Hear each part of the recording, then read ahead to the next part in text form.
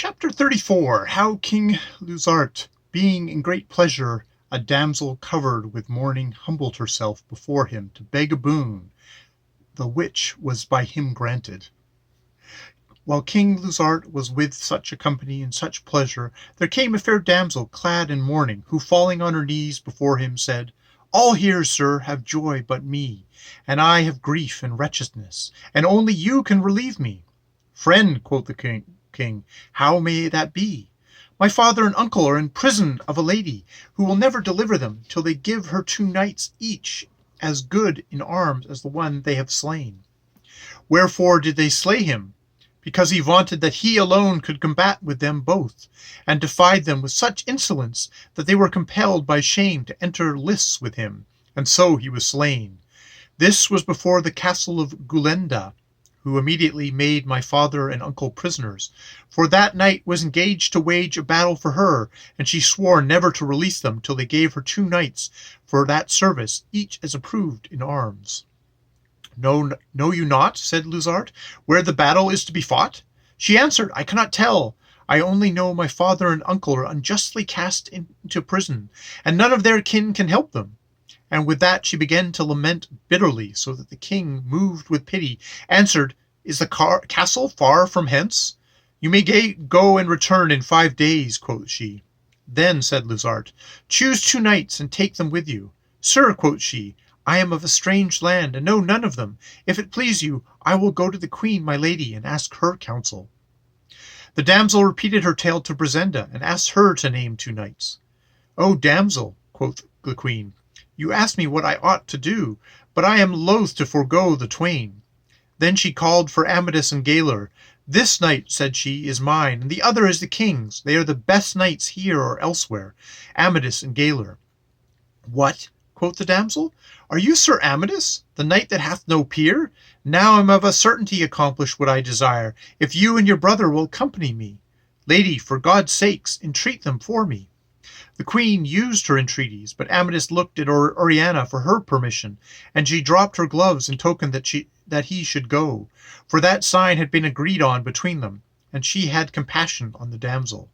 Then he replied that he would perform the queen's command, but Brisenda commanded them to hasten back without delay, let what would happen. Then Amadis approached Malbia and Oriana, as if to take leave of his cousin, and Oriana said, "Dear friend, I repent the leave I have given you. My heart misgives me. God grant that it be for good." "Lady," quoth Amadis, "may he who made you so fair always give you so much joy. Wherever I may be, I am still yours to serve you. I commend you to God's good keeping." She replied, "May he preserve and give you glory above all other knights." Then they armed themselves, and took their leave, and departed with the damsel. She guided them till it was past noon, and they entered a forest which was called the Forest of Ill Fortune, for never errant knight entered it without mishap, nor did these brethren escape without sore suffering. They ate of what their squires carried, and proceeded on till night. It was broad moonlight, and she still rode on apace. "Damsel," quoth Amadis, "shall we not rest?" "We shall find tents farther on," she answered, "and those who will greatly rejoice at your coming. Do you keep your pace, and I will ride forward and make them ready to receive you." So she went on.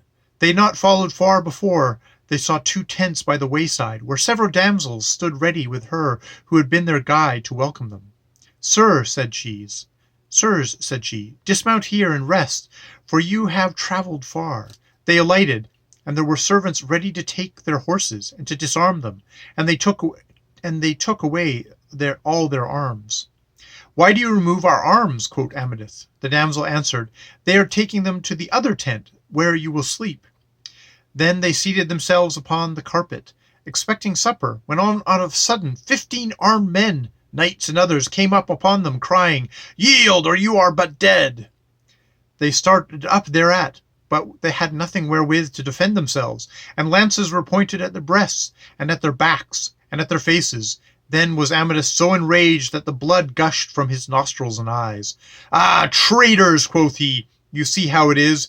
If we had our arms, the business should end in another guise. That," they said, "will not avail you. You are our prisoners. cried Galer. We are, it is by great treason, and that I will prove upon the two best of you, aye, the best three, if you want to give me my arms. The knight answered, the proof is not wanted. If you talk more, it will be to your cost. What? Cried Amadis. We will rather die than be thus taken. The knight went to the door of the tent. Madam, they will not yield. Shall we slay them? She answered, Stay a little, and if they will not obey my will, then off with their heads. Then she entered. She was a right fair lady, and in great anger, and she said to the brethren, Yield to me, or ye die. Amadis was silent, but Galer answered, Brother, we cannot now hesitate, since the lady wills it. Madam, let us have our arms and horses, and if your men cannot take us, we will surrender ourselves to your pleasure. As we are now, there is no merit in yielding. I should not trust you this time, she replied, but I counsel you to yield yourselves. And they, seeing they had no remedy, yielded, and were thus made prisoners, the lady not knowing who they were, for the damsel would not tell their names, being assured that if she had named them, they would immediately have been slain. And then she would be the most unhappy person in the world to have caused the death of two such knights, and she wished herself dead before she had committed so great a treason. But now she could do no more than keep secret their names. The lady then said, Now that ye are my prisoners, I propose a thing to you, which, if you consent, I will set ye free, else ye shall be thrown into such a prison that it will be worse than death. Lady, quoth Amadis, it may be that what you require is a thing that we may readily grant, and it may be such that if it is to our shame, we would rather suffer death. Of your shame, she said, I know nothing, but you will forsake the service of King Lusart, and go before him and tell him you do it by command of Masinda, Lady of Gantasi, and I will set you free, and tell him that she does this because he keeps the knights in his courts who slew the good knight Dardan. Galer answered, If you do thus, lady, thinking to despite the king, it will not avail, for we are two knights who have yet nothing but our arms and horses. As he has in his household so many of great prowess, he will care little for us what we do and whither we go.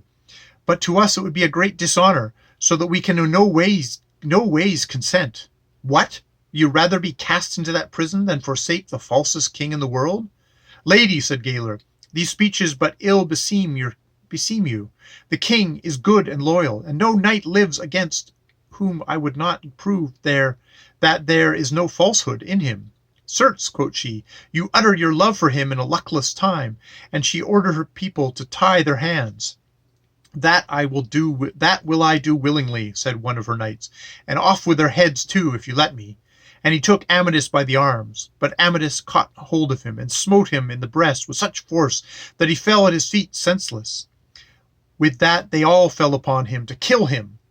But an old knight drew his sword and stood between and drove them off, yet not till Amadis had received a spear wound in his right shoulder, though it was not deep. Madam, quoth the old knight, you are doing the greatest devilry in the world to suffer knights and hidalgos who are your prisoners to be slain. She answered, Why should they not slay the most foolish knight living, who at such times was so rash? Then, said Galer, we will suffer none to tie our hands but you, for you are a fair lady, and we are your prisoners, and it is just that we obey you. Then I will do it, quoth she, and she took their hands and tied them tight with a leathern thong.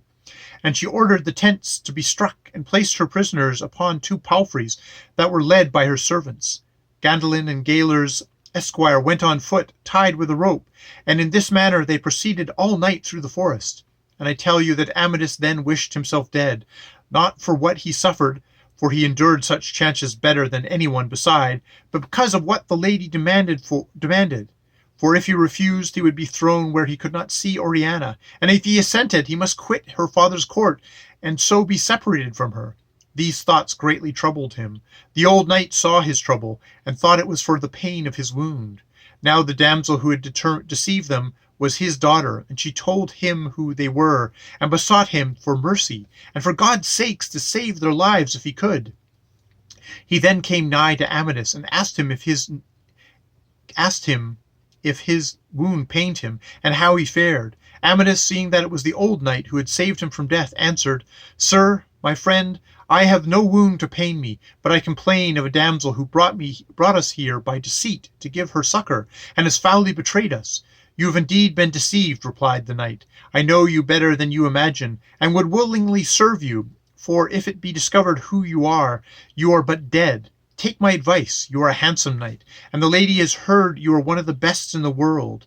Carry yourself fairly towards her, and woo her in marriage or elseways, for she is a woman whose heart is to take her pleasure.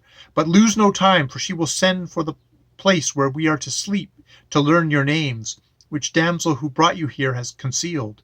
Amadis, who regarded Oriana more than death, answered, My friend, God's will be done. But this shall never be, even though she herself requested my love, and would therefore set me free. Certes, quoth the knight, this is a great marvel, that you are at the point of death, and will not seek to help yourself. Such help, cried Amadis, by God's blessing I will never seek. But talk with that other knight, whom you may have with more reason commend than me. When the old knight repeated his advice to Gaylor, Gaylor was greatly pleased. If you bring this about, said he, I can win the lady. We shall always be bound to serve you. The knight then rode on, coming up to his lady. You are leading away your prisoners, and know not whom you have taken. Why do you say this? Because you have taken the best knight that I know, and the most accomplished in all good manners. It is Amadis, whose life I so much desire to take away? No, I speak of the first. Besides his great courage, he is the handsomest young knight that I ever saw, and you are discourteous to him. You should not do this, for it is great villainy. You have imprisoned him who does not deserve it, because you hate another. It were better to treat him honorably and show him favor, for by that way you should more readily win his consent to what you demand. I will wait, said she, to see what sort of man he is. You will see the fairest knight that is ever beheld. By this the two brethren had come close to each other. Brother, said Gaylor, I see you in danger of death. I beseech you to follow my counsel. I will, said Amadis, and God give you more honor than fear. The lady had stopped her palfrey and waited for him. She saw him, better than she had done in the night, and thinking him the handsomest man in the world, asked him how he fared. Worse than you should fare, lady, he replied, if you were in my power, as I am in yours, for I know not, for would I do you what service and pleasure possible I could, and I know not why you should do all the contrary to me, who have not deserved this treatment. Reason being that I should rather be your knight to serve and love you as my lady, than to be thrown into your prison, which is so little agreeable. Madisima, who was greatly taken but with him, replied, Knight, I should choose you for my friend, and deliver you from prison. Would you forsake the company of King Lusart for my sake, and tell him wherefore you forsook him? Yes, quoth Gaylor, and will make what covenant you please to do it, and so shall my companion, who will not refuse what I shall command him.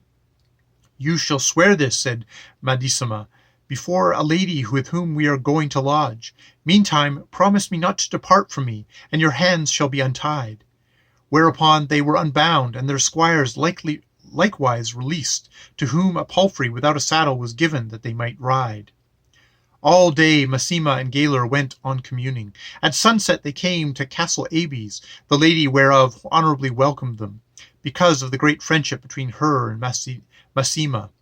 Then before that lady and the two knights, her sons, she said, Hear a covenant between us. This knight is my prisoner, and I choose him for my friend, so also is the other, and the covenant is in this manner. They shall both forsake the service of King Lusart, telling him how for my sake they do it, and I will set them free on this condition, and you and your sons shall meet them before King Lusart, and see that they fulfill their promise, wherein, if they fail, ye shall everywhere publish abroad their falsehood, and 10 days I give them to execute this. Good friends, said the lady of Castle, I am well pleased to do this, if they consent thereto. We will perform it, quoth Gaylor. So Gaylor that night took his pleasure with Masima, a lady who was very fair and of good health and high lineage, but not of such a great worth as beseemed her. In the morning their arms and horses were restored to them, and they departed divers ways, she to her castle Gantasia,